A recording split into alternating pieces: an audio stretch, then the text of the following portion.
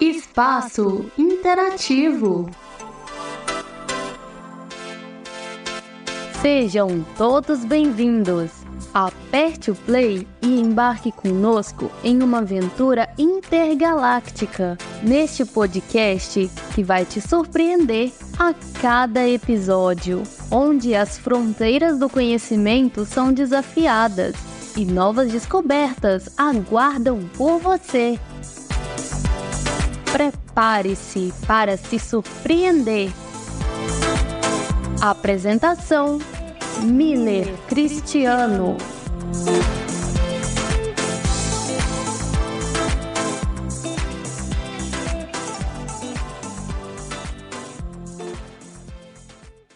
Olá, sejam todos bem-vindos ao podcast Espaço Interativo. Sou Miller Cristiano, sou daqui da cidade de Nova Serrana, interior de Minas Gerais.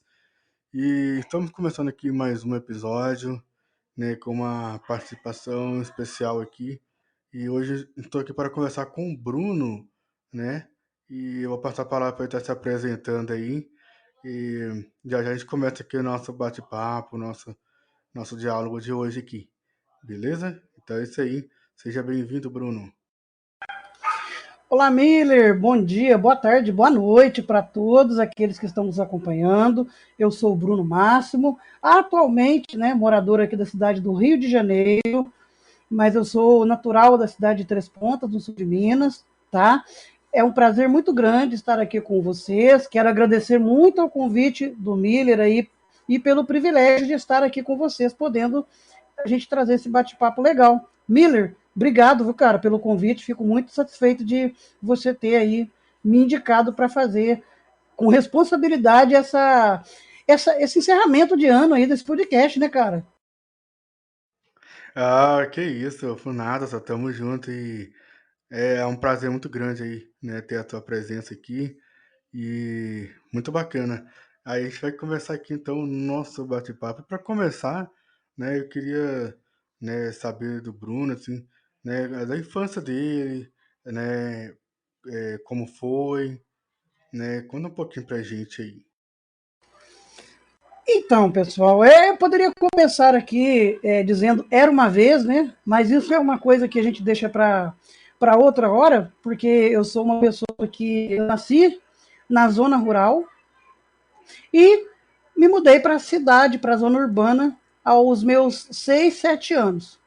Nesse íntere, eu prevaleci no processo de reabilitação na época, né? Isso por volta de 1994, 95, porque pouco se havia para pessoas com deficiência nessa época, no que se refere às questões de escola preparada para nos receber.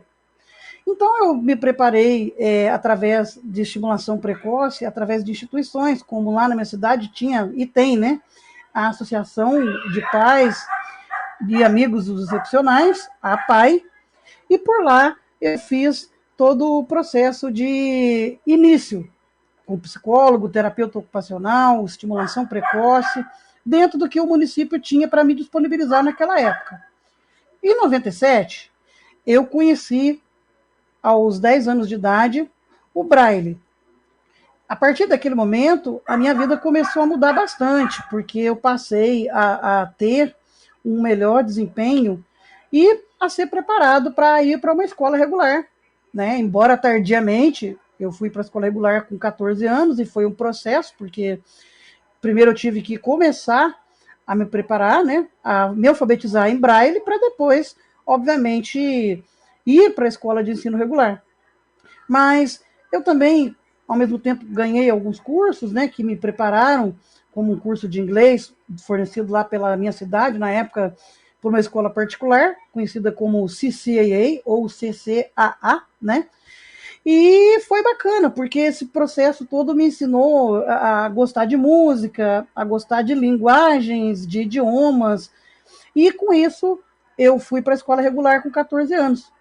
É claro, eu tive todo aquele processo, né, Miller, que você sabe que a gente tem, da pessoa com deficiência na infância, ser discriminada, passar por bullying, mas eu fui preparado, na medida que eu fui crescendo, para conseguir me proteger disso. Claro que eu tive frustrações, como todas as pessoas que nascem cegas têm, né? Eu tive que reconhecer as minhas limitações bem cedo, porém, eu não deixei que essas limitações me limitassem do que eu poderia fazer dentro das perspectivas possíveis, né? Ah, tá. E no caso você falou sobre pessoa que nasce com deficiência. No caso você nasceu com a deficiência ou você fez a visão depois? Então, quando a minha mãe estava grávida de mim, no 6º mês de gravidez, ela contraiu a rubéola. E essa rubéola, por consequência, passou para o feto, né?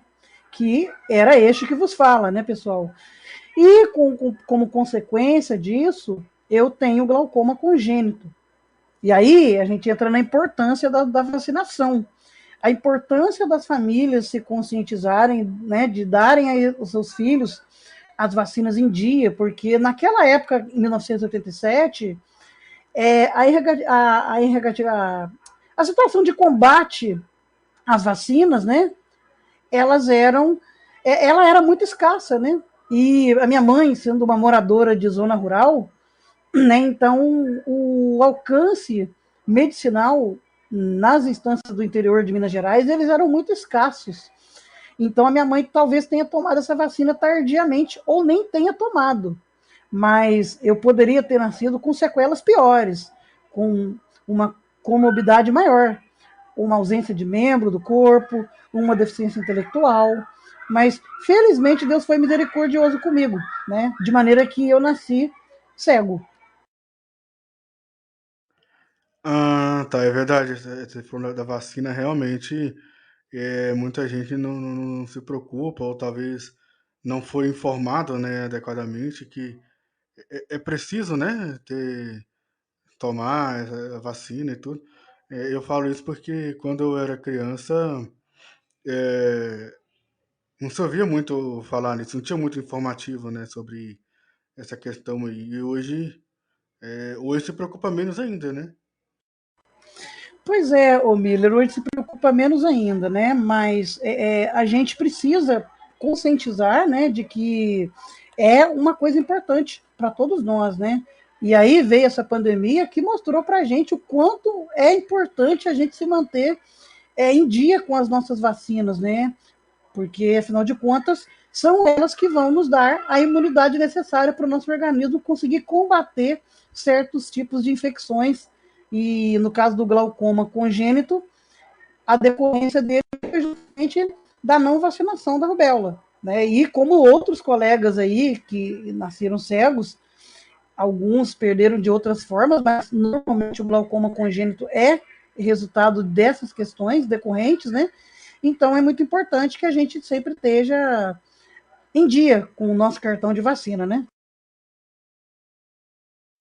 Sim, sim, é verdade, com certeza. E aí você falou sobre os estudos, né? Quando que você começou assim realmente a estudar o Braille, a sua formação Braille? Então, quando eu tinha 10 anos de idade, bom, aí eu vou entrar numa outra situação, porque na minha cidade, Três Pontas, naquela época, era mais ou menos em torno de 36 a 38 mil habitantes, uma cidade bem pequena. Hoje, Três Pontas já está aí com os seus 55 mil habitantes, já teve 60 mil, mas o último IBGE aí mostrou 54.350 pessoas. Mas nessa época, em 1997, não tinha, e ainda não tem até hoje lá, uma sala especializada, o que a gente chama de sala recurso, né? Que são aquelas salas especiais voltadas para justamente a alfabetização da pessoa cega. Então, uma assistente social da Associação de Pais e Amigos dos Excepcionais, né, da APAI, ela descobriu que na cidade vizinha, conhecida lá como, né, a Terra do ET ou Varginha, tinha lá uma escola estadual que fornecia essa possibilidade de eu ir estudar e aprender o método Braille, o que foi muito importante para mim naquela época. Porém, você sabe, né, Miller, que a gente encara muitas dificuldades, principalmente quando nós somos crianças, principalmente pela questão que os pais às vezes precisam nos levar para a escola, e nos trazer para casa. E tinha toda aquela situação. A secretária de assistência social do município conversou com a professora, intermediou esse trabalho e conseguiram as passagens para que eu fosse 2 vezes por semana para Varginha para fazer essa alfabetização. Claro que a gente encara chuva, encara sol, frio, madrugadas, porque teve um período que eu tive que estudar na parte da manhã, então as aulas começavam às 7 da manhã, eu tinha que sair de casa pelo menos 4h30 da manhã para entrar no ônibus das 5h30 para estar em Varginha às 6 e de lá ir para a escola e estar lá às 6h55 para entrar junto com as crianças no primeiro horário, né? E a minha mãe me levava, meus pais me apoiavam, sempre me apoiaram muito na questão de estudos, né? Mas, claro, teve que eu tive que fazer a minha parte. Eu tive que aprender a ser cego, né? E você sabe, né, Miller, que aprender a ser cego não é fácil, né? É verdade, com certeza. Não, eu ia até perguntar justamente para você se seus pais você teve apoio de seus pais e tudo, você comentou aí, mas eu acho engraçado você falando da cidade do ET, é muito engraçado. Mas a questão que você falou aí é que você falou aí para poder estar estudando e tudo mais, é, cara, no início é bem complicado mesmo pra gente, principalmente. Eu falo porque assim, eu parei de estudar na adolescência, porque eu perdi a visão com 15 anos, né? E pra mim foi muito complicado, porque eu ia pra sala. Depois que eu entrei para poder aprender o Braille, eu entrei na sala recursos, na cidade vizinha, que na minha cidade também até hoje não tem, né, esses estudos pra gente.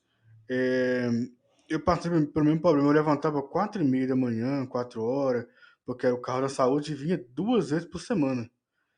Aí tinha que levantar 4 horas, 4h30 da manhã, para chegar na escola 7 horas da manhã para poder estudar e voltar meio-dia.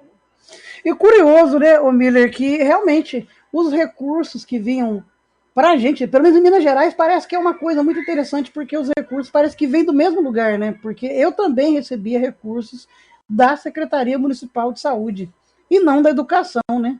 Coisa maluca, né, cara? Sim, sim, é verdade, é verdade. E foi difícil, tá? Porque a diretora da escola lá que teve que intervir, né? E dar uma ajuda lá. E ela foi na escola pessoalmente para poder olhar essa questão para mim. E foi na prefeitura, arrumou o carro. Não foi fácil, não. E principalmente tinha que levantar cedo, cara. E minha mãe tinha que me ajudar porque era no começo, né? Tinha o quê? 9 meses, 10 meses que eu tinha perdido a visão.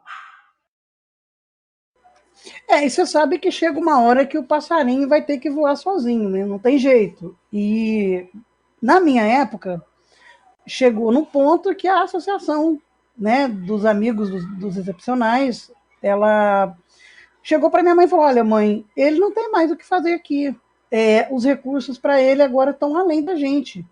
É hora de você procurar uma escola regular para o seu filho. Isso em 1999.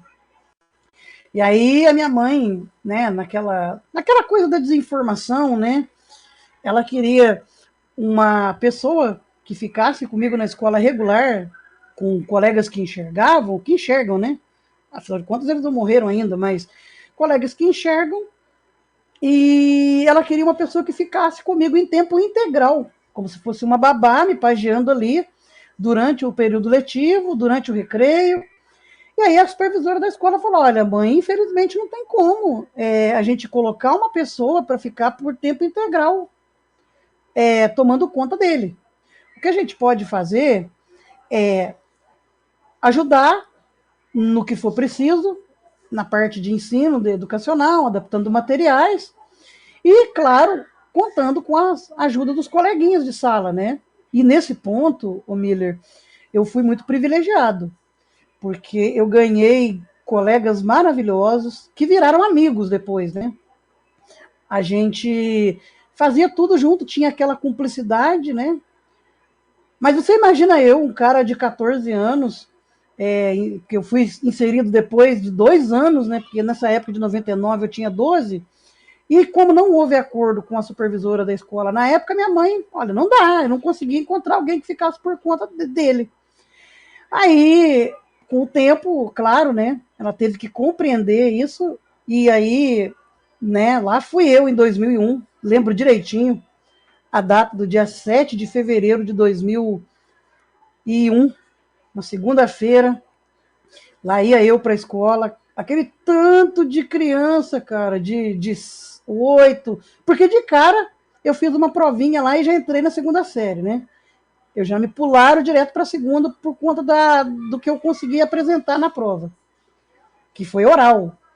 Todas as minhas provas nessa época ainda eram provas de maneira orais, né? Ou seja, eu respondia, o coleguinha ia lá, anotava para mim no gabarito da prova, depois a professora via. É claro que ela ficava do meu lado ali e do lado dele, para ele não me passar cola, né? Porque, pelo menos na minha cidade, a educação ela foi muito boa, no sentido de não me deixar ser o coitadinho e não me deixar nenhum colega me passar a prova. Claro, eu podia colar, mas eu optei por não fazer isso. Isso foi muito bom, porque eu aprendi de verdade. Eu levava um gravador, gravava a aula e, complementarmente, eu transcrevia, porque ficava um coleguinha sentado do meu lado e ele meditando tudo que estava lá no quadro e eu ia escrevendo em braille para estudar em casa, com o auxílio do gravador também, é claro, né? Ah, tá, pois é, bacana. E você falou do negócio de gravador, e né, pelo menos em 2001, como é que era um gravador naquela época ali? Porque eu não me recordo. Eu tinha um gravador da Icon. Eu não sei se você lembra desse gravador. Ele era um quadradão pesado pra caramba. A pilha e a eletricidade. Então, a professora pediu para a supervisora adaptar uma tomada, porque a minha cadeira ficava sempre na frente de todo mundo, né? Só porque eu gostava de fazer bagunça, talvez, e era um falador danado, né? Então a professora já adaptou a cadeira lá e botaram uma tomada, onde eu levava o gravador, um monte de fita cassete, né? Porque você lembra que aquelas fitas, no máximo, gravavam 90 minutos, né? E tinha fita que gravava até menos, né? 45 minutos, uma hora. Então, como não tinha gravador digital nessa época, era o que tinha para o momento, né? E aí você levava um monte de fitas virgens, aí no final do ano você reaproveitava aquelas fitas, gravando por cima, né? E assim ia, né? Ah, tá interessante. E no caso, assim, igual você falou que era 90 minutos, né, e tal. E aí, como é que você fazia com as informações? Que você pegava, chegava em casa, fazia, estudava ali, e depois você apagava ou regravava por cima? Como é que você fazia para poder Olha, continuar? a minha época, eu deixava esse material arquivado por pelo menos 3 meses, né? Respeitando o bimestre, porque a gente sabia que naquela época, a cada 2 meses, você tinha provas essenciais, né? Matemática, ciências, português, geografia, e eram essas matérias básicas até a quarta série. Então, a cada bimestre você tinha ali, a cada 2 meses, um provão de tudo que você aprendeu naqueles 2 meses, né? Então, daquele tempo, eu apagava e já reaproveitava a fita para o próximo bimestre. Claro que meu pai me dava sempre um pacote com muitas fitas cassete. Teve uma época que eu tinha um armário de quase 3 metros só de fita cassete por conta disso. Mas era o que tinha para o momento, né? Ah, nossa, era muita fita mesmo. Mas é porque a tecnologia era tá bem no início, tá bem escassa ainda, tava. Aqui chegar do Brasil tinha pouco tempo, né? Um computador e tudo, então. E condições, então, né? Era bem difícil de se falar, né? Para comprar um computador naquela época, né? Olha, o Miller, não é que ela tivesse escassa, realmente ela estava no começo. Mas você sabe que naquela época, na década de 90, no começo dos anos 2000, para você ter uma tecnologia que te desse um suporte necessário, você teria que ter uma grana, né? Teria que ter um cash bom, porque existiam essas tecnologias, mas não eram baratas, né? É verdade, computador naquela época ali, nossa, era bem caro e raro a gente ter em casa, né? E tinha todo aquele custo com. Porque naquela época não tinha tantas impressoras, você usava o stencil, né? Você lembra do stencil, Miller? Aquele equipamento que você tinha que colocar a folha saía cheirando álcool, né? Era como você tinha para tirar os xerox dos trabalhos, né, que você tinha que fazer. E aí o professor, às vezes, também para economizar uma grana, porque a impressora naquela época era absurdamente caro, tanto a impressão e o Xerox também era, então você pegava o stencil ali, fazia uma cópia carbono e passava pelo stencil, e depois você pegava e entregava o material para os coleguinhas, né? Ou as folhinhas que vinha cheirando álcool, lembra? Lembro, e como lembro, e eu ficava só cheirando aquela folha ali. Nossa, é engraçado demais. Que época boa. Verdade. E o mais interessante é que eu ficava assim, tentando entender a mecânica daquele negócio ali, que eu enxergava na época. Eu tentava entender a mecânica daquele negócio ali. Hoje, igual você falou que hoje é a impressora que naquela época era manual, né? E era bem interessante. Pois é, era manual. E, bom, a professora até tentou me explicar que colocava a folha lá, ia rodando uma manivela lá e o trem ia acontecendo. Mas eu confesso para você que eu nunca consegui entender aquilo até hoje. Nunca. Ah, tá. Engraçado que ela aberta, tinha duas tampas. Tinha a tampa onde você encaixava a folha e tinha outra tampa onde a folha ia sair, que era uma.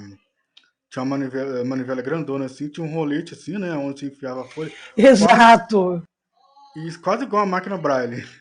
E aí a folha rodando ali e sai do outro lado lá, toda aberta, assim, já escrita, tudo bonitinho. Então, esse aqui é o milagre da coisa, né? Porque você parecia, dava até a impressão que a folha ficava enrolada naquele rolo compressor lá. Agora, o que eu sempre tentei entender, porque a folha saía retinha, cara, retinha, não tinha um amassado na folha. E às vezes a professora até falava: se amassar, vai levar puxão de orelha. Não quero uma orelha nessa folha depois na devolução, né? Ah, eu passei por isso também. Nossa, a professora. Uma vez ela prometeu que ia puxar a orelha e, rapaz, um dia puxou mesmo. Já tinha uma unha grande. Meu Deus. Eu passei uma pista com ela. Mas aí, realmente, né, tinha uma esponja ali onde eu colocava o álcool, né? Que a folha passava ali no extenso, né? E deixava a marca todinha na outra folha e ficava toda escrita na outra folha, assim. Eu achava muito incrível aquilo ali, muito legal. É muito louco, né, Miller? Mas esse processo, a gente que nasceu cego, a gente tem que passar por ele. E eu sempre fui uma pessoa muito curiosa. Então, o que me dava na telha, eu perguntava para a professora. Quando a professora não sabia responder, eu perguntava para a supervisora. Aliás, eu tenho que lembrar muito, porque eu devo muito a essa escola que me acolheu, lá em Três Pontas, que é a Escola Municipal João de Abreu Salgado.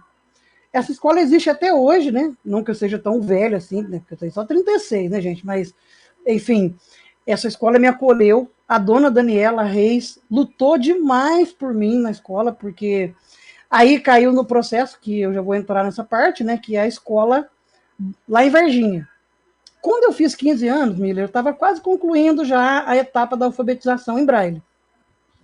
Só que com isso, a minha mãe começou a apresentar alguns problemas de saúde. E ela, toda vez que a gente ia para Varginha, ou ela tinha enjoos que não deixava a gente acabar de chegar, e a gente sempre acabava voltando da rodoviária de volta para Três Pontas, e o município começou a perder com isso, né? Porque, querendo ou não, eles tiravam recursos para poder me ajudar.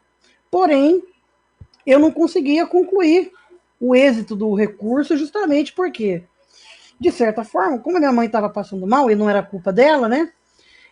Eu acabava prejudicado sistematicamente.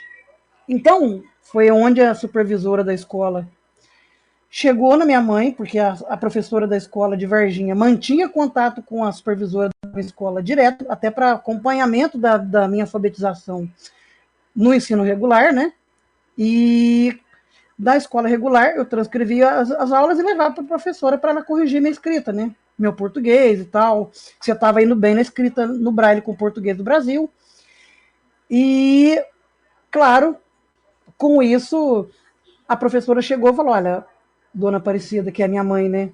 Agora a senhora vai ter que deixar o seu filho ir sozinho. Vai ter que desgarrar dele, porque a senhora está começando a prejudicar ele no momento que é muito determinante e importante para ele, para a formação dele. Agora, é claro que a minha mãe não entendeu isso, né, Miller? Ela, mas como eu vou deixar meu filho ir para Varginha? É muito perigoso. Ele não sabe andar de bengala, ele não sabe andar sozinho. Como é que vai fazer com isso? Aí, conversa vai daqui, conversa vai de lá. Descobrir o Instituto São Rafael, onde eu fui para lá, fiz um tempo, curso de reabilitação lá. mas foi um tempo muito curto, porque as aulas mesmo na prática eu fui fazer toda na minha cidade, com acompanhamento da minha supervisora da escola e mais hoje a atual presidente da PAI de Três Pontas, a Rosilda Gama Reis, que na época me ensinou, de acordo com o que a gente aprendeu no instituto, curso, né? E me trouxe as técnicas e eu fui, claro, ampliando elas, porque a técnica ela é só uma base. 90% do que você aprende de bengala, você aprende na rua. Mas aí a minha mãe me levava até a rodoviária. Aí tinha um outro amigo meu, que é de Coqueiral, aliás, é uma pessoa bem conhecida na internet aí, o pessoal já deve ter ouvido falar dele, o Farley Freitas, Ah, locutor, conheço, conheço. meu brother de 20 anos de amizade. A gente já tem a gente lutou junto nesse período na escola, né? Lutamos junto. E ele e a mãe dele iam de Coqueiral, né? Passavam por Três Pontas no mesmo ônibus que eu ia, e aí ficou estabelecido que a mãe dele ficaria por conta da gente lá na escola em Varginha. Porém, né? Porém, entretanto, todavia, eu e o Farley, a gente tinha uma característica, a gente se conhece desde os 10 anos de idade, da escola. E a gente fazia muita bagunça junto. Mas, tipo, muita bagunça mesmo, meu camarada. Ao ponto da professora separar os nossos dias. Porque se ia os dois, meu amigo, era um salseiro dentro da sala. A gente fazia bagunça mesmo. Derrubamos uma prateleira de perfumes que ela usava pra gente fazer aquela coisa de jardim sensorial, né? E foi um escarcel danado. Desse dia a professora separou. Mas como aconteceu essa situação da minha mãe, a gente teve que chegar num consenso. Foi bom enquanto durou, porque depois ele teve que, por situações, a parar de estudar, e aí eu acabei tendo que terminar sozinho. Mas eu fui. Hoje, cara, eu digo para você que valeu a pena e se pudesse eu passaria por tudo que eu passei de novo. Porque para me tornar o que eu sou agora, e aí veio o período de aprender a ser cego, mas eu não vou me estender muito não, porque é isso aí a gente vai falando daqui a pouco de novo aí. Ah, tá bacana. E eu achei interessante, cara, o Farley, eu conheço ele, eu conheci ele, deixa eu ver, em 2018 para 2019, no grupo, né, do WhatsApp. É, como ele trabalha em web rádio, né, então conheci ele através de locução, né, é bem interessante. E aí, no caso, e como que sua mãe reagiu na questão aí de ter conseguido pelo menos uma ajudinha para poder estar conseguindo estudar, igual que foi o Farley, mas a mãe dele, né, no caso, e ela gostou da ideia, o que que ela achou na época? Olha, Miller, você sabe que, bom, ela reagiu como toda mãe de um cego reage, né? Meu filho, meu Deus, ele vai correr perigo, rua é perigoso demais, como é que faz? Ele não tem como ir para Varginha, aquela passarinha, né, que vê o seu filhotinho de passarinho querendo voar, mas fica com medo de deixar ele voar sozinho, como toda mãe de um passarinho fica, então ela tenta ensinar ele a voar, né? E claro que ela ia me levar na rodoviária, mas de Varginha para lá, era eu e a mãe do Farley e o Farley. Quando ele parou de estudar, a minha mãe ficou receosa, mas ainda assim me fortaleceu no sentido de me levar até a rodoviária e me buscar todos os dias quando eu ia para lá estudar. A mesma coisa acontecia na escola regular. De segunda a sexta eu tinha aulas, né? Então, como é que eram os meus dias? Segunda, quarta e sexta, eu estava na escola regular no meu município. Lá estava minha mãe na porta da escola para me levar. Porque na volta, uma vizinha nossa conseguiu lá, porque ela também tem um filho deficiente, ela conseguiu um transporte de van que levava alunos que moravam longe. E aí, pela nossa condição de deficiência, ele era uma pessoa, é uma deficiência, tem uma deficiência múltipla, né? Ele tem deficiência intelectual, mas ele tem a cognitivo bacana. E então ele também foi para a escola regular nessa mesma época, então a van levava nós dois na porta de casa. Mas na ida, era minha mãe que me levava. Até aquele fatídico dia 14 de outubro de 2002. Eu com 15 anos, falei para minha mãe, olha mãe, hoje eu queria propor um desafio para a senhora. Aí ela, né, me conhecendo como já conhece, você sabe que toda mãe conhece o filho que tem, né? Ela olhou na minha cara e falou, ih, lá vem. Falei, mãe, vamos fazer o seguinte, a senhora sabe que eu já tô aprendendo relativamente bem a andar de bengala, mãe. E eu queria não, eu quero que a senhora me dê um crédito para que eu possa ir para minha escola sozinha de bengala. Aí ela ficou um pouco relutante, ficou meio ressabiada. Aí ela falou para mim, olha, tudo bem, eu vou deixar você ir, mas a minha condição para eu continuar confiando em você é que se te acontecer alguma coisa durante esse caminho, esse trajeto, seja o que for, um buraco que seja, e você cair dentro e se machucar, você nunca mais vai tocar nisso comigo. Eu falei para ele, eu aceito o desafio, mãe. Bora? Aí, isso no dia 14 de outubro, lá vou eu para a escola. E nesse dia, por coincidência, meu pai tinha que pegar um dinheiro com o patrão dele na época, né? Ele tinha que pegar uma grana com o patrão dele e ele me deixou incumbido de pegar esse cheque para ele na casa do patrão depois que eu saísse da escola. Então assim eu fiz. Peguei a minha bengala, fui para a escola. E claro, com a condição, que eu preciso lembrar, que ela também me falou, que se eu me perdesse no caminho de volta para casa, e eu caísse, eu me machucasse, que eu ia, que era não, para não tocar mais nesse assunto com ela. Aí eu te pergunto, Milão, você acha mesmo que ela me deixou aí sozinho, inho, para a escola? Nossa. Bem difícil, ainda mais pra poder soltar assim de primeira, hein? Mas aí, o que aconteceu no dia? Olha, eu sei que você que é o entrevistador, mas eu quero que você me responda. Ela deixou ou não deixou eu voltar, ou eu ir sozinho para a escola? Rapaz, eu acho que não, viu? Já viu aquela técnica do mas não é? Deixou, mas não deixou? Sim, Então, sim. quando eu peguei a minha bengala, botei o pé na rua, você sabe que cego no começo da caminhada, a gente não tem muita noção se a gente está sendo seguido por alguém ou não.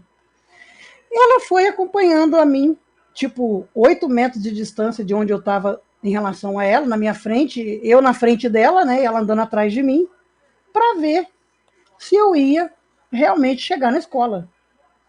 E não é que eu cheguei, Milão, intacto, sem nenhum arranhãozinho. E depois fui na casa do patrão do meu pai, peguei o cheque, com, claro, as recomendações dele. Cuidado, porque esse valor é muito alto e você sabe que é perigoso. Mas você veio sozinho? Vim. Sozinho não, vim com Deus. Mas estou voltando com ele também. Voltei para casa, entreguei o cheque na mão do meu pai e a minha mãe lá, atônita, né? Como toda mãe fica depois que vê uma situação dessa, né, Milão? Ah, com certeza. Rapaz, mas como é que você sabia assim o caminho assim, cara? E assim, de primeira você foi e voltou assim de boa? Como é que você soube assim o caminho direitinho? Então, Miller, como eu te falei, desde o começo da minha inclusão na escola regular, a minha mãe sempre me levava pelo mesmo caminho.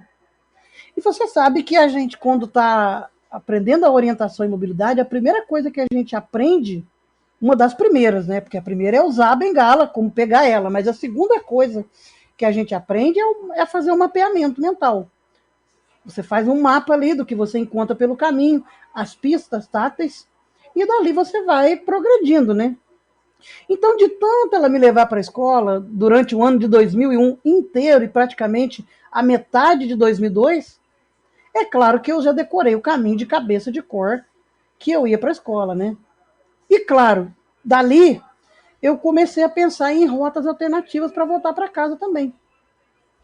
Porque uma das coisas que a gente aprende no AUM também é justamente a gente ter sempre uma rota alternativa, porque o caminho que ela me levava, ele era feito de um trilho que depois entrava numa rua, entrava num outro terreno baldio, entrava num outro trilho. Mas eu queria um caminho alternativo, porque eu pensei, e no dia que estiver chovendo, como é que eu vou passar por aqui por barro? A minha bengala vai chegar em casa Naquela época não tinha bengala roller ainda, mas a minha bengala vai chegar uma belezinha em casa, né? Se lerdar até enferrujada, né? Então eu decorei o caminho. Então foi fácil dali eu conseguir ir, porque teve esse período antes, né? Ah, tá bacana. Cara, foi muito legal. E eu aprendi isso depois de velho, cara. Eu tô falando depois de velho assim, né? Entre aspas, porque eu não tô tão velho assim. Mas eu aprendi com 25 anos de idade, cara, a fazer mapeamento do local onde eu tô passando. E tanto é que se eu for ensinar alguém que enxerga, por exemplo, parar alguém que, você sabe onde fica tal rua? Tá, sei. Como é que faz chegar lá? Aí a gente explica direitinho onde fica a rua. Apesar que eu conheço bem pouco aqui o bairro, mas dá para dar algumas indicações aqui. E eu aprendi depois, com 25 anos de idade, cara, a fazer isso, mas foi na marra, não foi nem com aula, porque eu nunca tive aula, sabe? Tem coisa, Miller, que a gente tem que aprender por nós mesmos, né, cara? Porque a própria vida nos obriga a aprender, né? E nunca é tarde pra gente aprender alguma coisa, desde que a gente tenha mínimo de força de vontade e a gente acredite na gente mesmo. Porque, claro, é um processo difícil, você vai ter resistência de todos os lados, resistência de família, resistência de pessoas à sua volta, de primos, de tios, enfim. Mas é preciso, como dizia o Milton Nascimento, né? Naquela música Maria Maria, mas é preciso ter força, é preciso ter garra, né? Senão a gente acaba se sucumbindo à superproteção, que nem sempre é o melhor caminho e o mais viável, né? É verdade, verdade, eu passei por isso muito tempo, por isso que eu tô falando que aprendi depois de velho, eu aprendi a visão com 15 anos e fui aprender mesmo a mobilidade 10 anos depois. Porque a superproteção, cara, ela ajuda numa parte e atrapalha em outra. Por que ajuda? Porque você tem apoio da sua família, você tem alguém por perto, você tem, né, com quem você contar e tal, mas atrapalha porque você não se desenvolve, você não cresce socialmente, você vive dependente, entendeu? Olha, o Miller, inclusive nesse sentido, eu tenho que dizer que existia um Bruno antes da rua e tem um Bruno depois, durante a rua, que é o mais atraente, na minha opinião. Porque eu era o quê? Um cara que ficava dentro de casa, brincando com gravadores e brinquedos, depois passei por aquela fase de cego viciado em videogame, vi jogos, e aquela bolha familiar que se resumia a primos e tios, isso quando eles iam lá me visitar, né? Porque nem sempre me deixavam ir para casa dos meus primos sozinho, a não ser com o tio, nem com os próprios primos, né? Então, mas é muito difícil você limitar a tua vida a um convívio somente social, sociofamiliar, porque o mundo é muito mais, né? Então eu tive aquela fase de adaptação na rua que demorou em torno de 3 anos, até você aprender aquelas coisas que você só aprende na rua, né? A respeitar as pessoas, porque na rua, se você é tratado como você trata, é claro, tem algumas exceções, né? De pessoas que não vão te tratar como você trata, né? Mas essas pessoas fazem parte até para o nosso crescimento e para criar aquela casca que a gente precisa ter, até para a gente aprender a se defender dos intempéries que possam vir no futuro, né? Com certeza, com certeza. Inclusive, você falou aí, acaba formando, né, na mente da gente uma proteção, porque assim, quando a gente passa por essa situação assim, algumas desagradáveis, você acaba é, aprendendo até formar um gatilho mais futuramente e depois você saber burlar aquilo ali, saber pular aquela situação ali. Aconteceu muito comigo isso e assim, eu não estou dizendo assim que isso é geral, não estou generalizando. Eu era muito bobo quando, bem no início que eu perdi a visão, eu fiquei muito depressivo, né, e tal, então eu fiquei muito bobo. Hoje eu posso dizer que eu ainda tenho um reflexo daquela época, mas eu não sou tanto como naquela época. O que eu fazia antes, hoje eu não faria de novo, não faria, porque eu acabei amadurecendo e aprendendo com tudo isso, né? Então eu acho que isso realmente faz parte do nosso crescimento. A primeira lição que eu aprendi na rua, a duras penas, o Miller, é que a gente precisa sentir medo pelo menos uma vez por semana na rua. Por quê? Quando a gente passa a sentir adrenalina, sentir o medo uma vez por semana, qualquer coisa, esse medo vai se transformar em coragem para a próxima semana. Porque você vai lembrar que na outra semana você passou por algo e esse algo que você conseguiu passar bem vai ser justamente a tua maior força quando você precisar se recuperar de uma cacetada ou de uma pancada maior. Que, claro, isso independe se na rua ou no seu convívio do dia a dia como pessoa, mas fato é que é preciso até aprender a levar as pancadas para a gente poder aprender a dar também, né? Então, a gente tem que nos dar o direito de sentirmos medo pelo menos uma vez por semana. Verdade, faz sentido, faz sentido. E eu, inclusive, você falou aí de sentir medo, realmente isso acontece comigo até hoje, porque assim, é através disso que a gente vai ficando mais esperto, né, com relação a isso, a gente vai aprendendo. Igual, por exemplo, você fala assim, igual eu aprendi a mobilidade sozinho, mas eu surpreendi com o deficiente ter um auxílio, né, de um profissional, uma pessoa que possa ajudar e tal. Mas aquele que tem desenvoltura e que quer fazer sozinho, tudo bem, a gente não vai criticar. Mas eu falo na questão assim, porque como eu aprendi só, eu passei por vários constrangimentos, igual até contei nos episódios anteriores, não sei, no episódio anterior, que primeira vez que eu fui pegar ônibus sozinho, cara, foi um sofrimento, um coração acelerado e eu me amor suando frio. E falei, será que eu vou conseguir parar o ônibus? Será que vai dar certo? Será que eu vou chegar no lugar certo? E é um medo tremendo. Mas eu consegui. Mas primeiro, né, tive que parar. Achei que era ônibus, parei um caminhão de lixo, né? Você sabe que a primeira coisa que a gente acontece com a gente quando a gente está pegando um ônibus pela primeira vez é o seguinte: no primeiro quarteirão a gente pensa assim, olha, se eu quiser voltar ainda dá tempo, é só eu parar no próximo ponto. Quando você está no trevo, você pensa, bom, ainda dá tempo, se eu quiser fazer o motorista parar aqui é só eu voltar a pé. Quando você sai da cidade, aí você pensa, bom, agora não dá mais tempo, vou ter que ir até a próxima cidade e de lá voltar. Mas se eu cheguei até lá, por que eu voltaria, né? Aí você me fez lembrar, em 2008, foi a minha primeira viagem para fora de Três Pontas, a nível de lugar maior, de lugar grande, né? Imagina você fazendo a tua primeira viagem para o Rio Grande do Sul, do outro lado do país, lá na região sul. Aí, quando eu peguei um ônibus em Três Pontas para São Paulo, quando chegou em Varginha, eu falei, bom, isso era o quê? Meia-noite e meia. Falei, olha, eu tô em Varginha. Se eu quiser voltar daqui é simples, é só eu descer do ônibus, né, dar um perdido na pessoa que está me esperando lá em São Paulo e pegar o próximo ônibus que sai 3, porque na época saía um ônibus 3 horas da manhã para Três Pontas de volta. Ah, nossa, que aventura, hein? Pois é. Minas, Rio Grande do Sul. E aí, quando chegou em São Paulo, eu pensei, bom, ainda dá tempo. Se eu quiser voltar para Varginha, o ônibus chegou aqui, são 5h30 da manhã, tem um ônibus que sai para Três Pontas 10 horas. É só pegar o ônibus 3 horas da tarde eu tô lá.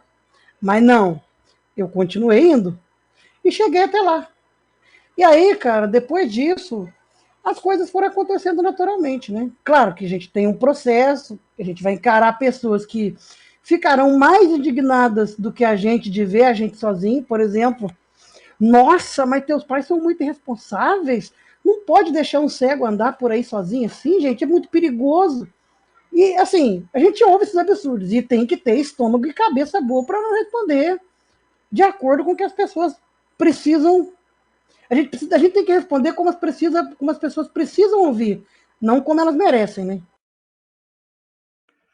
Verdade, verdade. E, nossa, já aconteceu vários constrangimentos nesse quesito aí que você falou de comentários, eu ouvi tanto. A primeira vez que eu ouvi, rapaz, eu fiquei assim, bem triste, porque a pessoa falou de uma forma tão pesada, sabe? A vontade que me deu na hora, assim, era de responder, mas eu falei, não, se eu for responder, Aí fala, sei lá, além de cego é grosso, além de cego é ignorante. E tem aquelas questões, as perguntas absurdas que nos fazem, né, ô Mira? Por exemplo, a primeira vez que me viram andando de bengala lá em Três Pontas, uma pessoa simples, então eu relevei a ignorância da pessoa, porque, né, vamos dar uma tolerância a pessoas que tiveram talvez poucas instruções escolares, então, desculpa, eu tive um problema aqui, mas então assim, a gente, por exemplo, passa por aquela situação, a pessoa vem te perguntar assim, mas vem cá, essa bengala, ela fala os teus lugares que você tá? Aí eu não, na verdade eu tenho um mapa mental, até que você vai explicar para alguém como é que funciona essa situação de mapa mental, né? Ai, com certeza. Nossa, aí é difícil. Até a pessoa entender, você explicar ali, a pessoa entender, já passou tempo já. E é complicado, né, cara, esse tipo de situação aí. É complicado chegar até passar por esses momentos assim. E assim, eu às vezes eu preferia um tempo atrás não responder. Mas hoje, quando eu falo de uma maneira assim, não com ignorância, mas eu avalio primeiro a situação. Se a pessoa está falando com deboche, se a pessoa é É porque simples. depende, né? É isso mesmo, Miller, porque depende de como a pessoa te pergunta, né? Então você tem que avaliar se vale a pena você. Eu respondo à altura. Se a pessoa me pergunta, beleza, tranquilo, na intenção boa de. Se eu percebo que não é por maldade, eu respondo na boa. Mas se eu percebo qualquer resquício de maldade, a resposta vai ser tão maldosa quanto a pergunta. Aí depende muito. Na rua você tem que aprender essa moderação, né? Senão você acaba, às vezes, sendo displicente com algumas situações e até atrapalhando e fechando portas para outros colegas nossos que são cegos e que, obviamente, não merecem pagar por algum desalento que a gente tenha feito para outra pessoa, né? Sim, sim, é verdade, verdade. E agora eu queria fazer um outro tipo de pergunta para você, que também, assim, é, igual eu falei para você, faz parte, igual eu perguntei para você lá no começo, né? Aí, como você falou, foi passando o tempo, você foi estudando ali e tal. E quando você chegou ali, né, fez o ensino médio e a formação, como é que foi para você? Então, como eu estava um pouco atrasado nesse processo escolar, eu optei na época por fazer o telecurso. Você lembra do Telecurso 2000? Lembro, Eu, lembro. então, eu optei por adiantar os meus estudos por aquele método. Então, eu já parti direto para estudar com adultos. Eu não peguei o ensino médio direto com jovens e adolescentes, até porque a juventude já fazia parte do meu ciclo de amigos, mas eu não. Eu resolvi adiantar um pouco. Então eu fiz a quinta, a oitava em 6 meses e depois ensino médio em outros 6 meses, adiantei em um ano.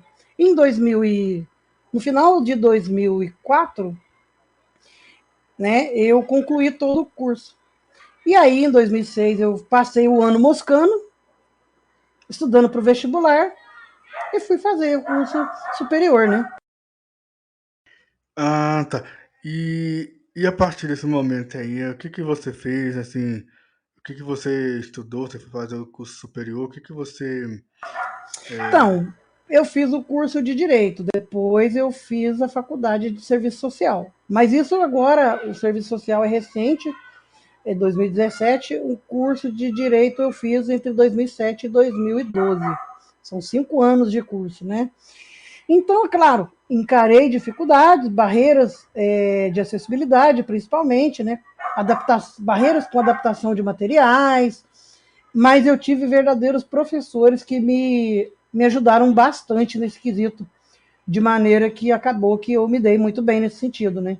A mesma, no caso do serviço social já foi um pouco mais fácil, porque nessa época já haviam mais tecnologias assistivas, né? Porque 2007 para 2012 a gente teve um salto muito grande, né, Miller? Nessas questões tecnológicas, né? A gente vamos dizer assim, da terceira geração de cegos da internet aí, porque a gente só está aqui hoje porque houveram outros cegos que abriram essa triagem, esse caminho para a gente estar onde a gente está agora, né? Verdade, verdade, com certeza. E aí, como foi para você, assim, você falou que fez o curso social, né? Como é que foi para você é, fazer o curso? Foi de boa? A acessibilidade já tava no auge já, né, na época, né? É mais ou menos, né, o Miller? Eu digo para você que foi satisfatório, mas poderia ter sido bem melhor se a gente tivesse todos os recursos que a gente tem à nossa disposição. O problema maior que eu encarei na época do curso de serviço social foi com imagens, com materiais em PDF que vinham impressos em JPG. E aí, é claro, a gente tinha já alguns aplicativos auxiliares, né, para fazer escaneamento de documento, mas você tinha que ter um equipamento de scanner quando se tratava de materiais em papel. E esses materiais, eles não eram caros, né, mas o problema que encarecia era a mão de obra e o custo-benefício. Porque na época, para você comprar um scanner a laser, com leitor a laser e tal, não era barato, né? E hoje a gente tem aí as vantagens, né? Como o Be My Eyes, e outros aplicativos aí que fazem a leitura desses materiais de maneira mais confortável, né? Na nossa época, na minha época pelo menos, era muito complicado, né? Você conseguir que a faculdade disponibilizasse esse material para você e quando disponibilizavam eram nas condições que eles tinham. Alguns por má vontade e outros porque não tinham mesmo conhecimento desses recursos. Por isso que eu digo que nós cegos, a gente não deve ficar só na diversão nas tecnologias, né? A gente tem que aprender a usar elas a nosso favor, a usar elas de maneira que a gente consiga ter um conforto bom e por que não um dinheirinho a mais, né? Por que não trabalhar? Por que não estudar? Se a gente tem tudo isso na nossa mão hoje, porque se fosse naquela época, 2011, 12, 2010, 2008 principalmente, 99, cara, 2000, o que a gente tinha de tecnologia? Era o JAWS começando e o DOSVox, que foi a porta de entrada para muitas pessoas no mercado de trabalho, nos cursos superiores, e, enfim. Então, se a gente está no que estamos hoje aqui, com o NVDA, com o JAWS, com o Virtual Vision, com o Talkback, com o Geshu, com o The Prudence, né? Com o próprio Talks, que foi o precursor, né? O que impulsionou tudo isso, o VoiceOver. O que nós seríamos sem essas evoluções todas, né? É verdade, é verdade. E teve um que surgiu aí no meio aí, cara, mas ele não foi pra frente, né? O tal do Windows Way, ou você não chegou a ouvir falar nele? Eu cheguei a pegar um pouco do Windows Ways. É uma pena que ele não foi para frente, porque ele tinha tudo para ser o que é o narrador hoje, ou até melhor, né? Mas ele foi descontinuado e, infelizmente, a gente tem aí a NVXS que nos dá aí esse NVDA maravilhoso, que é o que há em termos de tecnologia de ponta para nos auxiliar gratuitamente, né? Sim, sim, é verdade. E por falar em serviço social, cara, eu tava lembrando aqui, projetos, né? Eu queria saber assim, sobre os projetos que você tem, como funciona. Então, Miller, aí você tocou. Eu vou falar primeiro das Meninas dos Meus Olhos, né? Que é o projeto Diversidade Transversal. Ele é a menina dos meus olhos cegos, né? Eu digo até brincando sobre isso, mas é porque é um projeto que ele tem uma característica própria de proporcionar um incentivo para as pessoas com cegueira no sentido da reabilitação. Mas, Bruno, o que o projeto Diversidade Transversal faz na prática? Ele, ele tem toda uma finalidade voltada para orientação e mobilidade, atividades da vida autônoma, né, conhecida como antiga AVD, hoje AVA, né? E, claro, legislação da pessoa com deficiência, porque eu acho que isso tudo é a bússola necessária, né? A legislação é a nossa bússola, a bengala é o nosso guia. E a nossa inteligência, aliada a tudo isso, é a nossa capacidade. Então, o Diversidade Transversal, ele surgiu, eu escolhi a data de 21 de setembro de 2020, E essa data eu escolhi justamente por ser o Dia Nacional de Luta da Pessoa com Deficiência, para ser o dia de aniversário do projeto Diversidade Transversal, que hoje está com 3 anos. E lá a gente tem essas promoções, a gente promove a inclusão, mas a gente também promove a acessibilidade. E aí a gente tem que separar a inclusão de acessibilidade, porque inclusão é você conviver com pessoas, e elas te aceitarem no meio delas e te receberem do jeito delas. A acessibilidade é o acesso, é aquilo que você tem para você por direito e de maneira autônoma. Ou seja, a possibilidade de você ler uma caixinha em braille sem ninguém precisar ler para você, não que isso seja ruim, não é ruim. Receber ajuda nunca é ruim, mas se você puder fazer sozinho, isso é acessibilidade, acesso. Ou seja, você vai ter a liberdade de ter os dois, a inclusão e a acessibilidade. Você vai ter a possibilidade de alguém ler para você o que está escrito na caixinha do remédio, mas você também pode, por sua escolha, ler o que é mais assertivo do ponto de vista prático, né? Então, o projeto Diversidade Transversal é isso. Ele é uma possibilidade que a gente tem gratuitamente, claro, desde que a pessoa esteja apta para orientação e mobilidade, porque não é um curso, tá, gente? O Diversidade Transversal, ele não é um curso como a gente já viu por aí, alguns coaches, né? Prometendo cursos de orientação e mobilidade pela internet, que a pessoa consegue aprender de maneira prática e tal, mas isso há controvérsias. Existem exceções, é claro, né? E não estou aqui para falar, para detonar esses projetos, porque talvez essas pessoas tenham a melhor intenção, que é proporcionar autonomia para as pessoas. Porém, lá no Diversidade Transversal, é claro, a pessoa, se quiser, ela vai aprender, ela vai praticar, como você, Miller. Se você tivesse o Diversidade Transversal na época que você aprendeu e teve que aprender sozinho, porque lá a gente troca experiências e compartilha o que a gente sabe da melhor maneira possível, de coração, gratuitamente, porque a gente quer sempre ver o nosso no mesmo estágio que a gente, no mesmo patamar. Lá todo mundo fala a mesma língua de igual para igual, o que é o certo, né? Isso não é um discurso bonito não, tá, gente? Isso é uma realidade. Ah, tá. E esse projeto ele atende assim a todo o público, ou seja, no Brasil todo. Como é que seria para poder estar fazendo parte desse projeto? Olha, o projeto Diversidade Transversal, ele atende a todo público que tenha vontade de se tornar uma pessoa mais autônoma. Eu não digo independente, porque ninguém é independente nesse mundo. A gente sempre depende de alguém para alguma coisa, né, Miller? Aí eu cito muito como exemplo. O padeiro que depende do cara que planta o trigo. O verdureiro, né, que depende do plantador de alface para vender verdura na feira. O cara que vende jabuticaba, que depende do pé de jabuticaba e que depende do cultivador da jabuticaba para poder vender jabuticaba nas ruas. E assim sucessivamente, porque nós somos uma cadeia de dependências. E não é vergonha você depender de outra pessoa. Vergonha é a gente não reconhecer que somos dependentes. Isso é verdade. Verdade, com certeza. E igual, por exemplo, assim, só que chega para você só, olha, eu queria aprender, né? No caso é presencial, online, como é que seria? A pessoa que se quiser aprender, depois no final do podcast, tá, eu vou deixar os meus contatos aqui, para quem quiser aprender mais sobre o diversidade transversal, me mandar pode ser um WhatsApp, eu vou deixar o WhatsApp e o e-mail, né? Aí fica a critério da pessoa estabelecer esse contato, porque vai ser muito importante para a gente e para a pessoa também, caso ela queira aprender.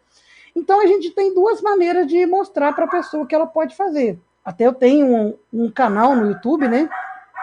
Que é o canal Universalidades, e lá a gente compartilha todas as nossas atividades de orientação e mobilidade na rua. A gente grava, edita bonitinho e coloca lá para as pessoas que quiserem aprender como abordar, como receber ajuda, como se sair de certas situações embaraçosas ou não. Tudo, claro, com muito bom humor e com aquela coisa que vem de cima, que é a sabedoria, né? E a gente também tem ali o método de presencial, que no caso é uma atividade mais voltada para através de uma chamada, que a pessoa vai treinar na segurança da sua casa, no seu quintal.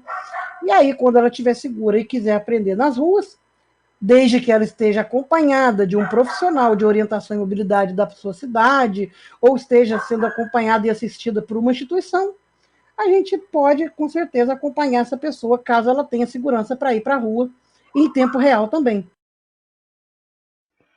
Ah, tá interessante, bacana.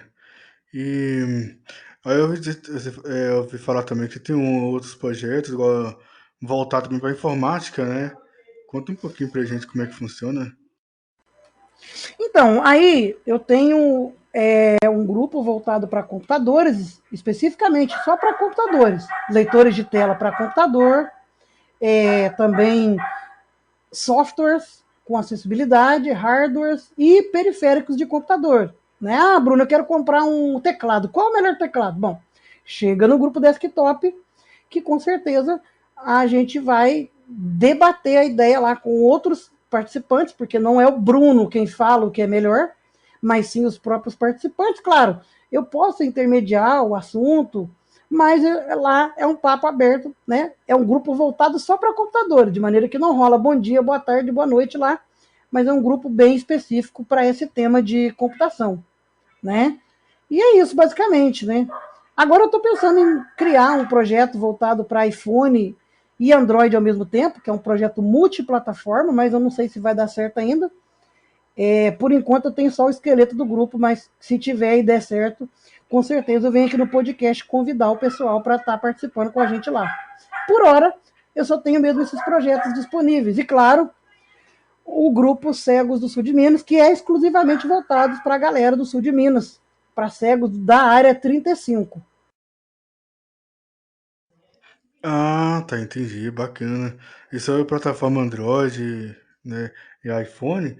É interessante porque eu vejo assim que hoje tem muita gente que tem essa dificuldade, igual por exemplo, semana passada me tinha uma colega minha que estava com dúvida, né, sobre um aplicativo que ela queria instalar no iPhone, porém ele não estava aceitando. Ela ia abrir o aplicativo, o celular esquentava, esquentava, esquentava, e o próprio celular fechava o aplicativo sozinho. E ela não sabia o que que era e como resolver, né? Entre softwares e hardwares existem muitos mistérios do que nossa van tecnologia, né? É uma filosofia tecnológica que a gente usa sempre para retratar melhor essas situações complexas, né? Às vezes é uma questão de software, às vezes não.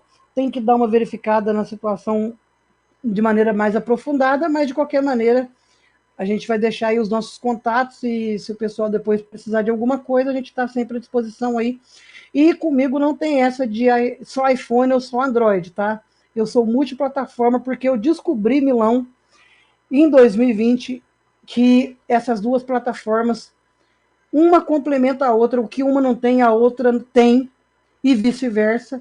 E não me venha com choromela de dizer que Android ele é pior que iPhone ou que iPhone é pior que Android. É tudo uma questão peculiar que depende de uma pecinha que fica atrás da tela do computador ou do celular. Uma pecinha que normalmente fica entre a cadeira e o teclado, e no caso de um notebook ou de um celular, entre a tela touch e a cadeira que a pessoa está sentada. Com certeza, eu tô totalmente de acordo. E assino embaixo, porque assim, eu acho que tem muitos debates a respeito de leitor de tela também, que eu vou te contar, hein? Polêmica, viu? Ah, qual que é melhor, qual que é pior, qual que é. Nossa. Cara, na época existiam e sempre vão existir os barracos do Braille, né? Isso faz parte, eu acho que eu chamo isso de barracos do Braille porque são discussões que nunca levarão a nada, a não ser mesmo a desagregação e o afastamento de pessoas que realmente têm a verdadeira intenção de ajudar a comunidade da própria comunidade dos cegos, né?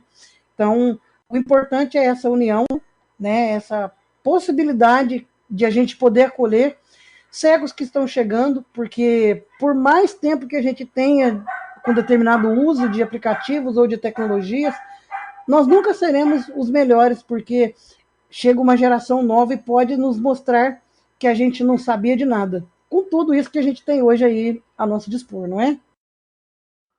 Verdade, é verdade. Nossa, e a gente tem que ter consciência, né, cara? Mas tem pessoas que deixam a desejar, né?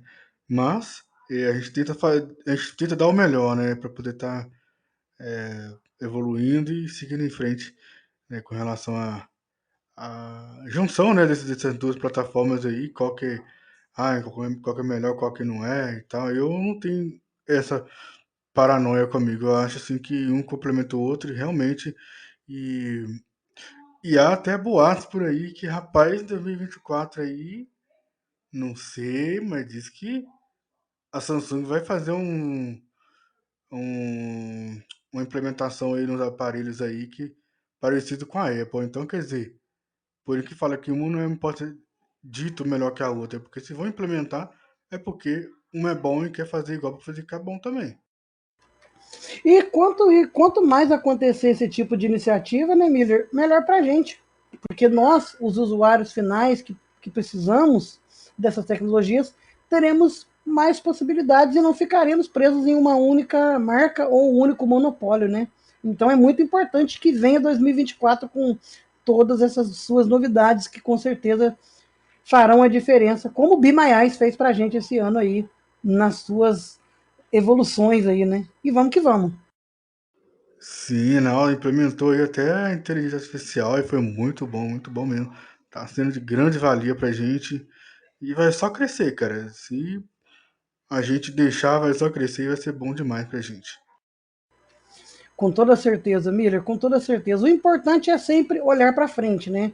De maneira que a gente possa cada vez mais evoluirmos e usarmos as tecnologias assistivas com responsabilidade, com juízo, minhas criancinhas, juízo, porque isso vai fazer toda a diferença para a gente lá na frente. Olha, até rimou, hein? Para a gente lá na frente. Ó, Verdade. Eita, nós. Mas, Bruno, a gente foi um máximo, né? Igual o seu sobrenome. pois Bate- é, sempre bom lembrar, máximo no nome e mínimo no tamanho, hein? Foi muito bom, cara, o bate-papo de hoje, foi muito legal mesmo. E gostaria de perguntar para você, assim, o que que você gostaria de deixar aí como um recadinho, uma forma de. Suas considerações finais aí pra gente, para os ouvintes, aí, o que que você gostaria de deixar pra gente? Então, né, aquele momento que eu me despeço com muita tristeza, porque tá muito gostoso esse bate-papo, gente, mas tudo chega ao fim nessa vida, né? Até a própria vida um dia chegará, mas eu quero que demore, viu? Para todos nós. O que eu quero dizer, Miller, primeiro, cara, eu quero te agradecer demais pelo privilégio, pela oportunidade de poder estar aqui no seu podcast, te desejar todo o sucesso do mundo nesse ano que vem agora, 2024, que esse podcast possa crescer cada vez mais, que você possa receber pessoas realmente inteligentes, né, nesse podcast, que ele seja referência para todo mundo que vai ouvi-lo. Doravante, olha só, hein? Doravante, que palavra bonita no futuro, vai. E te desejo todo o sucesso do mundo. Desejo um feliz Natal e um próspero ano novo para todos os ouvintes desse podcast, tá? Vou deixar para vocês aí os meus contatos.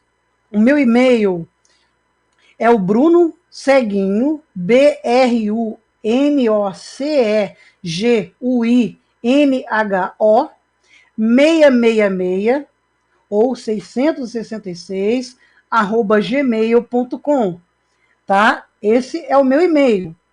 O meu WhatsApp, tá? É o 0 Sbrubbles 35. O Sbrubbles é a sua operadora, tá? 035 9 97 64 1708, tá? Fiquem à vontade para entrar em contato comigo, para qualquer coisa que precisarem. Se precisar participar de algum desses projetos que a gente tem aqui, vai ser um privilégio muito grande receber vocês lá. E, para encerrar minha fala, gente, em 2024, não deixem a peteca cair, ergam a cabeça e sigam em frente com o coração forte, batendo sentido Zona Norte. E, claro, sejamos e continuamos sendo humildes, porque a humildade ela nos leva a qualquer coisa. Portanto, paremos de frescura. Valeu, Milão. Obrigado pela participação, meu querido. Rapaz, eu que agradeço e o podcast tem só a crescer, cara, com pessoas legais, bacanas, assim, igual você. E, né, também desejo todo sucesso aí pra você também e que o próximo ano aí seja próspero e cheio de realizações e que aquilo que você almeja e, né, projetos para sua vida venha a se realizar e crescer, né, para você, para sua família, né? E Ah, obrigadão mesmo. só uma coisa que eu ia esquecendo aqui. Um beijo maravilhoso para minha gata maravilhosa, Denise Alves. Dê o seu B te ama, viu? Pronto, agora sim, agora pronto falei, hein? É isso aí, tamo junto. E brigadão mesmo aí por tudo aí. E por você deu um tempinho, né, do seu dia para estar conversando aqui, contando um pouquinho essa história. Foi muito bom mesmo. E é isso aí, quem sabe na próxima aí, né, você volta aí para poder conversar um pouquinho com nós novamente, Com tá? certeza, vai ser uma honra. Só quando precisar é só chamar. Beleza. Então é isso aí, gente. Eu deixo aqui um forte abraço para vocês. Ó, um feliz Natal antecipado aí para vocês. Um feliz ano novo também. E no próximo ano a gente volta aí com os novos episódios. E vai ser muito bom, gente. Vai ser muito bom e desejo tudo de bom para vocês. Muito amor, muita paz, prosperidade para todos vocês aí. E foi muito bom esse ano de 2023 estando aqui com vocês. Muito bom mesmo. E é isso aí. Até o próximo episódio, até o ano que vem. Um beijão no coração de cada um de vocês.